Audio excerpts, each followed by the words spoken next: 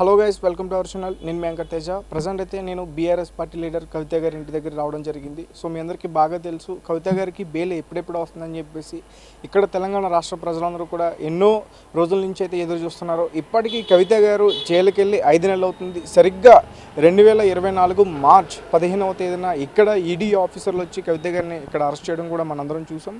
దాని తర్వాత కేటీఆర్ గారు ఆ ఈడీ ఆఫీసర్ సంబంధించి భానుప్రియ అనే వ్యక్తితో కూడా ఇక్కడ గొడవకు కూడా దిగారు. ఏ కారణంతో మీరు అరెస్ట్ చేస్తున్నారని చెప్పేసి.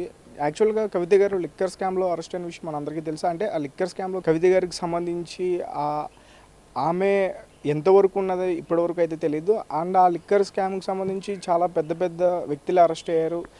మనీషా సిసోడియా కానీ అలాగే కేజ్రీవాల్ కానీ ఇలాంటి పెద్ద తలకాలన్నీ కూడా ఉన్నాయి. అయితే ఇందులో కవిత గారి ఇన్వాల్వ్మెంట్ కూడా ఉంది. కొన్ని ఫోన్లు కూడా ఉన్నాయి. ఆ ఫోన్లలో కూడా చాలా ఆధారాలు ఉన్నాయి. సో దాని ద్వారానే కవిత గారిని అరెస్ట్ చేశారు. దాని తర్వాత 26వ తేదీన జ్యుడిషియల్ కస్టడీకి తిహార్ జైలుకి ఆమెను పంపించారు. సో ఈరోజు కవిత గారికి బెయిల్ వస్తుందని చెప్పేసి ఒక న్యూస్ బయటకు రావడం చూసాం.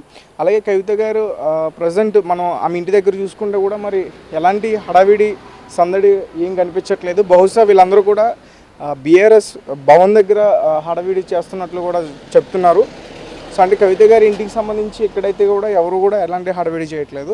ఢిల్లీ లిక్కర్ స్కామ్ కేసులో బీఆర్ఎస్ ఎమ్మెల్సీ కవితకు భారీ ఉరాట దక్కింది. సుప్రీంకోర్టు ఆమెకు బెయిల్ మంజూరు చేసింది. ఈడీ సిబిఐ కేసులో కవితకు బెయిల్ మంజూరు చేస్తూ సుప్రీంకోర్టు తీర్పును వెలువరించింది. ఇప్పటికే ఈడీ సిబిఐ కేసులో ఛార్జ్షీట్ దాఖలైనందు ఆమె జైల్లో ఉండాల్సిన పని లేదని న్యాయస్థానం అభిప్రాయపడింది. దేశవ్యాప్తంగా సంచలనం సృష్టించిన ఢిల్లీ లిక్కర్ స్కామ్లో బీఆర్ఎస్ ఎమ్మెల్సీ మాజీ సీఎం కేసీఆర్ కుమార్తె కల్వకుట్ల కవితకు బెయిల్ మంజూరు అయ్యింది. ఈడీ సిబిఐ కేసులో కవిత సుప్రీంకోర్టులో బెయిల్ పిటిషన్ దాఖలు చేయగా నేడు జస్టిస్ గవాయ్ విశ్వనాథ్లతో కూడిన ధర్మాసనం విచారణ జరిపింది. గంటన్నర పాటు వాడివేడిగా వాదనలు జరగ్గా ఇరుపక్షాల వాదనలు విన్న న్యాయస్థానం కవితకు ఈడీ సిబిఐ కేసులో బెయిల్ మంజూరు చేసింది. ఇక ఢిల్లీ లిక్కర్ స్కామ్ కేసులో కవితను ఈ ఏడాది మార్చి 25న ఈడీ అధికారులు హైదరాబాద్లో అరెస్ట్ చేశారు. ఆ తర్వాత ఏప్రిల్ 11న సిబిఐ కూడా అదుపులోకి తీసుకుంది. సౌత్ గ్రూప్ ద్వారా 100 కోట్ల స్కామ్కు పాల్పడినట్లు అభియోగాలు మోపారు.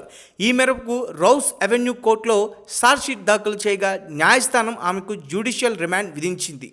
దీంతో కవిత గత 5 నెలలకు పైగా తిహార్ జైల్లోనే మగ్గిపోతూ ఉన్నారు. పలుమార్లు బెయిల్ పిటిషన్ దాఖలు చేసిన ఎలాంటి ఫలితం కూడా లేకపోయింది.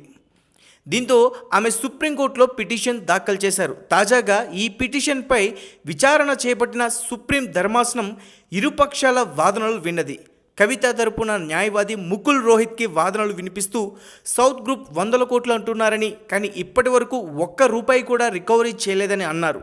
విచారణలో తీవ్ర ఆలస్యం జరుగుతుందని, ఇది పూర్తిగా తప్పుడు కేసు అని అన్నారు. దర్యాప్తు సంస్థలు అడిగిన ఫోన్లను కవిత ఇప్పటికే అప్పగించారన్నారు. కవిత ఫోన్లు మార్చారని అంటున్నారని, ఫోన్లో మార్చడంలో తప్పేముందని ప్రశ్నించారు. ఈ కేసులో ఇప్పటి వరకు 493 మంది సాక్షులను విచారించనున్నారు.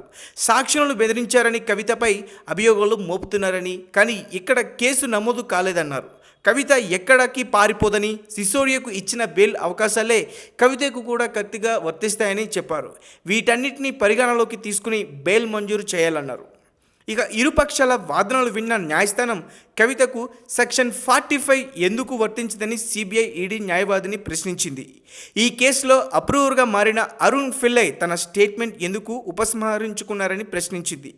ఈ కేసులో సిబిఐ ఈడీ ఇప్పటికే ఛార్జ్షీట్ దాఖలు చేసినందుకు నిందితురాలు కవిత జైల్లో ఉండాల్సిన అవసరం లేదన్నారు. ఈ మేరకు కవితకు కండిషనల్తో కూడిన బెయిల్ మంజూరు చేశారు.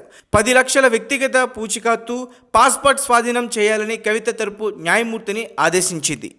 సో చూద్దాం కవిత బెయిల్ మీద బయట ఎన్ని రోజులు ఉంటారు. కవితకు మొత్తానికైతే బెయిల్ అయితే దొరికింది. బెయిల్ మీద కవిత బయట ఎన్ని రోజులు ఉంటారనే వార్త ఇప్పుడు బాగా చర్చనీయాంశంగా మారింది.